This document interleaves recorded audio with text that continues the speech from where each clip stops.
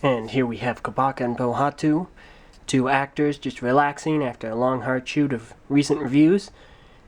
Now that we've had Pohatu's personality change in Generation 2, do you think they'll ever have a conversation? Long and short answer, no.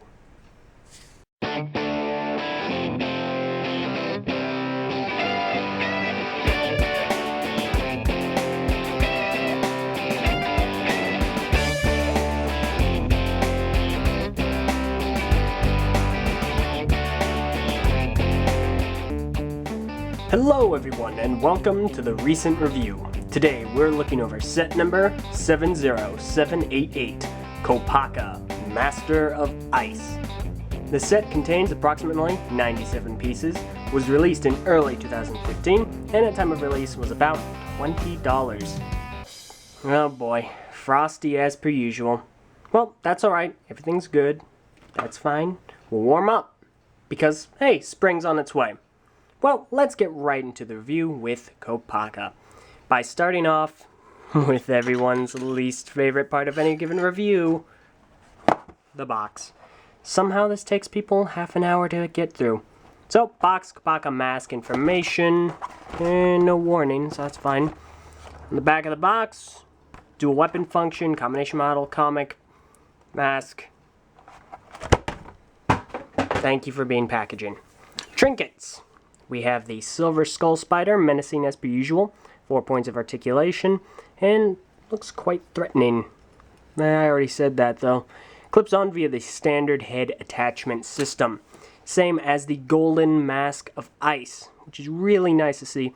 A lot of people are very happy that it greatly resembles the Ikaku from 2001. With those out of the way, let's look over Kopaka. So, right off the bat, we'll get to the pros. Pros, Kopaka has great articulation. Standard amounts of articulation being the 3 in the legs, 3 in the arms, and 1 in the head. And then an optional 2 in his shoulders due to the shoulder armor. That's really nice to see. Another pro a lot of people would consider would be his color scheme, which is very consistent. Comprises of white, transparent light blue, gold, and gray and black. Overall, it is quite consistent and gives off a really excellent vibe of weathered warrior in the snow kind of thing. His arms do honestly look, and they invoke that whole made of ice feel. And the armor, definitely snowy. Even his armor configuration makes you think snow and cold climates, considering he has very bulky leg armor, which some may consider a pro, given that this looks like he has a lot of like boots, like snow boots, maybe a coat with a lot of fluff up here. He looks like he's armored and weathered for cold weather, which is fantastic. Now the pro a lot of people would consider would be his functions, of which he has primarily 2. The first being his gear system, which only works on his right arm. You turn a gear back here, and the arm will swing, but still be kept up normally, which is fantastic to see. The other function, if you hit the back of his eye stalk right here, down, the mask should fly off as per usual, allowing an evil skull spider to grab hold. And that actually looks very threatening. Now, the instructions and a lot of things, a lot of the promotional advertising for the skull spiders and this feature will tell you that you should wrap the legs around his head. Now, you could do that, but it's very, very difficult to do. If you want to get him off, you can either hit the back of his head like so, or you can just take him off with your hands, which is much, much easier to do. Another pro a lot of people would consider would be his weaponry. First of all, he does feature a shield, or what could be considered a shield. It is very large, but it definitely has that wispy ice feel, which is fantastic. And it also invokes memories of 2001 and 2002 Kopaka. The other weapon he has seems to be some sort of spear. Now, this is kind of neat, considering Kopaka's only ever had weapons very similar to Tahu's, specifically the sword, and we all remember the sword. So for him to have his own new iconic weapon, which still has an elemental feel, is absolutely fantastic. Now the pro a lot of people would consider would be the armor add-ons on his legs and his shoulders, considering we get 4 of those in a non-metallic color, which a lot of people are going to enjoy very much. Some people may also like the fact that his legs and back have back armor, which does cover up the CCBS feel of this set. Which reminds me, if you like CCBS, you will like this set. Just gonna put that out. Some people may consider it a pro that this is a CCBS build. So with all that out of the way, I think that pretty much covers all the general pros. Not a whole lot, but for what they are very good. So far, Kopaka is quite solid. He's got a really nice amount of articulation. His color scheme is well evenly distributed and quite, well, unbroken. So it's really nice to see. But let's get into the cons a little bit. What makes this set a little bit less worth getting? Right off the bat, if you don't like CCBS, you are not going to like this set. Nothing I will say will make you change your mind, period. If you just don't like it, you will consider CCBS to be a con. With that out of the way, some people may not like the functions. The gear function, because it gives this whole distracting thing here in the back, purpose for existing, and the mask function. The mask is quite loose and can be lost very easily, especially if you accidentally hit the back of his head. Some people are definitely not going to like his legs. Considering it has armor on both sides, the way it is placed makes it so that there is a gap here and really breaks up the whole smooth, well-armored feel. Makes him seem more crystalline and bony and very gappy as far as the armor goes. So some people are going to consider that to be a con. Another con some people may believe to be would be some gaps, considering his shoulder armor can move, and that may lead to gaps. Same goes for back here, which is very gappy. Some people may not like that. Another con some people would consider would be around his head. When you place the golden mask on his face, you are hit with a strong amount of gold in this area. It is to some very overwhelming. And there are a lot of people that will not like that. Another con that I have heard a lot of around the community would be his shield. The shield is unfortunately quite large and very cumbersome, which makes it hard to pose on its own. However, that's not the only complaint with the shield. It's a placement in which he has it in his hand. Because of how he holds it, it's very awkward to pose. You have to move his arm into very unnatural poses. And some people do not like that because it makes it more of an unnecessary chore than it already is. Now, a lot of people have suggested that a possible fix would be adding, at the very most, 2 more pieces. So that instead of holding it like this, he holds it like that. So that is another con that a lot of people have observed.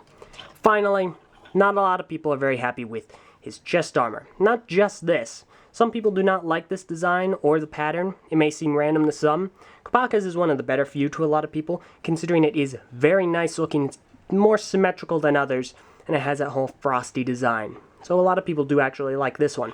But it's in fact his lower chest armor that is actually of issue as well, considering that while it could have been white, it isn't. It is in fact one of the few, if not only, armor piece on him that is silver.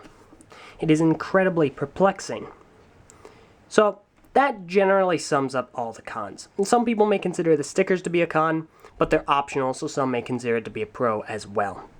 So that pretty much covers all the pros and the cons. Now he is $20, so some people also feel that he's not worth that price tag, but I'm going to leave that up to you guys. Do you think he is worth the $20 price tag? So with all that out of the way, let's real quickly go and look at his adrenaline mode. That's right, you thought I was going to say his combination model, but nope. His adrenaline mode is actually very simple. Pop off this, put this on. Okay, that's easy. Now take this. Take his shield, and I think you got to leave this in. So you just put that there. And split this apart. Like so. Take it and put each one on his feet. Like this. And there you have it. He has some slick new skis. I personally think that is really, really cool. It definitely harkens back to Kopaka of old, being that he had these kind of skates going on for him. One real quick adjustment. Take this, take that, put them on the outside of his feet so that he has more foot hanging off of the ski. And then you'll have it right. Granted, when you take these off, the pins will want to go with the weapons and not stay on his actual feet, which is very disappointing. But that does look really cool. It definitely invokes that whole ski feel from his 2001 variant. So that's a really cool adrenaline mode. But some cons, some people have noted, you do have this kind of sticking here with nowhere really to put it, as well as the blue pin, which randomly sticks out. But with all that out of the way, that's his adrenaline mode. Let's jump on over to his combination model. And here we have them, side by side, Kopaka Master of Ice, alongside set number 70782, Protector of Ice. The ice motif is very well gotten across here. The white works very nicely in conjunction with the transparent blue. Looks phenomenal. Definitely invokes that whole ice feel, especially with the transparent blue. So, with all that out of the way, let's get to work powering Kopaka up. First of all, put those aside. Then, change his mask to gold, and we'll get this party started.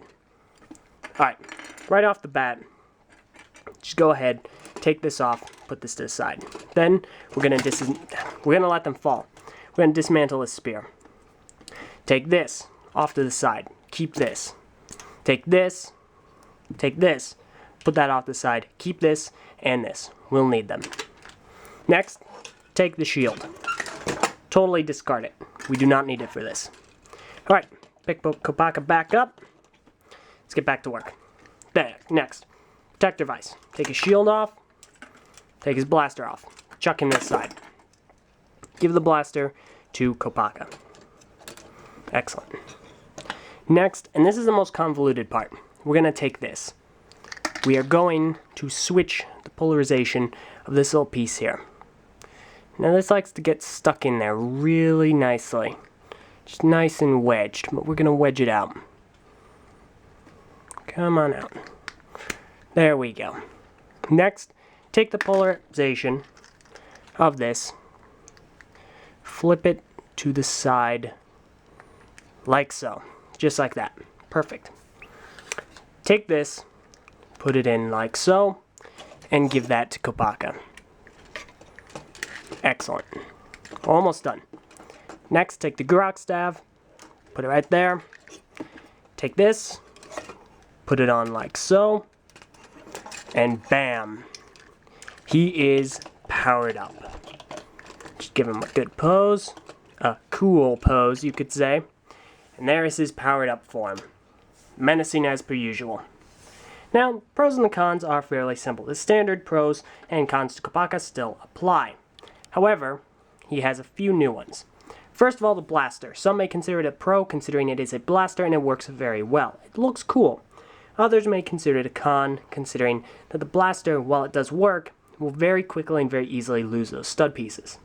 As far as the shield goes, some may consider a pro to be the fact that this is a cool looking spear, and he still retains some form of a shield.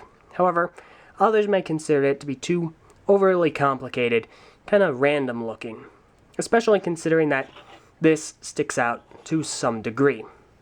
Some may feel it's kind of pointless and, in some instances, a downgrade from his original spear, considering it is in fact shorter. Others may not like the fact that he has a lot of gold in this area, considering you do give him his golden mask of ice. So, if you don't like that, you're definitely not going to like the powered up mode. But, all in all, that is his powered up mode. What do you guys think? Do you like it? Do you hate it? Let me know in the comments below, or on the TTV message boards. Well, that has been the Kopaka review. Thank you all very much for watching. If there's something I messed up on, or you feel I should have mentioned, please let me know in the aforementioned two areas. Thank you all for watching. See you all next time.